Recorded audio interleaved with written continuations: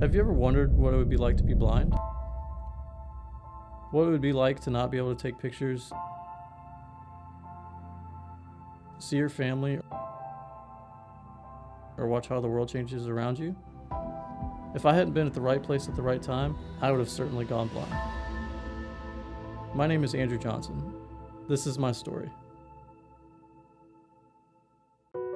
I have been in and out of hospitals all my life. When I was 6 years old, I was diagnosed with liver failure, and I was literally put on transplant list, I think maybe 2 weeks, and I had to go to Philadelphia. They basically flew me out, immediately had my transplant. Different medications have been introduced into my life. I don't know if it's the direct correlation between diabetes and me, but I know it has contributed, and it's really been a struggle since probably high school. So IRIS is an organization, and our goal is to prevent blindness. A lot of our patients have sight-threatening disease that they don't know about.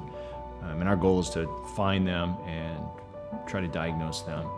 It was a grand opening event for our new space, and Andrew was here to simply capture the event. Photography's always been a love of mine. I love taking photos. I've done all types of photo shoots. When I walked in the door, they said they were basically doing free exams throughout the day. And I was the first one there, obviously, because I was working, so they got me in first. I kind of figured it was going to take 5 to 10 minutes. I sat down and it took less than a minute.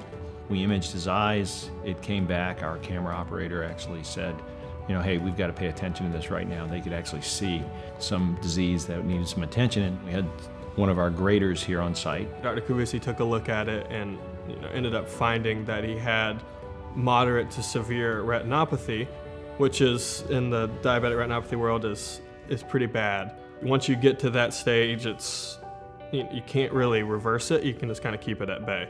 I think it was Dr. Gupta.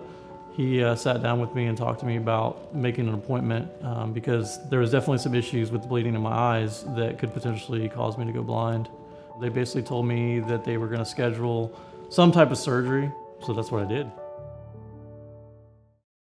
I can't imagine not having my eyesight. That's a tough one to even fathom. It would be really hard for me to make a living or even be happy living with no vision. I definitely believe in fate. I think there was a reason I was here. If I was not here, there's nothing that would have had me go and do like a special eye test. We could have hired any photographer. It's like, it kind of gives you chills to think about what are the odds that he is the photographer that we hire.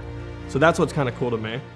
IRIS has had a huge impact in my life because they were able to be the first, I'm going to call it first responder basically. They were the first people to say, hey, you need to get to a specialist and make sure that you don't go blind. We can prevent blindness. We can prevent sight-threatening disease. We can eliminate that process. So when we hear these stories and we hear these patients kind of thanking us for doing this, it impacts their life and it impacts their families and it impacts their future.